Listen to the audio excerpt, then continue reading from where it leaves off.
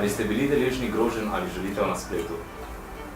Ja, sem bil, ampak to je del novinarskega dela. Ali so vam očitali, da ste pristranski? Seveda, vedno znova. Ali so vam očitali, da ste plačanec politike? Politike, gospodarstva, do iluminatov. Ali so vam očitali, da lažete? Seveda, vsak teden.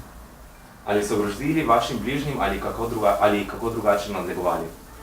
Kdaj se je tudi to zgodilo, ampak sej imamo trdo kožo. Ali so vam kdaj skušali preprečiti objavo prispevka oziroma vas prepričali, da česa ne objavite? To se dogaja vsak teden, ampak pač spada k poslu.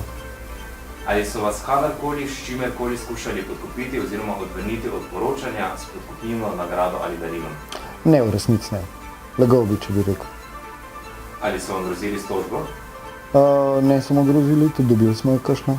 Ali so vam kdaj izrekali kakršnekoli spolne opazke? Seveda in vsakovrstne, velikokrat. Se kdaj bojite zase ali za svojo družino oziroma bližnje do te mere, da česa ne bi objavili ali celo nehali delovati kot novinar? V tistem primeru bi moral zapustiti ta poklic. Bi vas lahko kaj odvrnilo od novinarstva? Marsikaj vsak dan me odvrne od novinarstva, ampak vztrajam.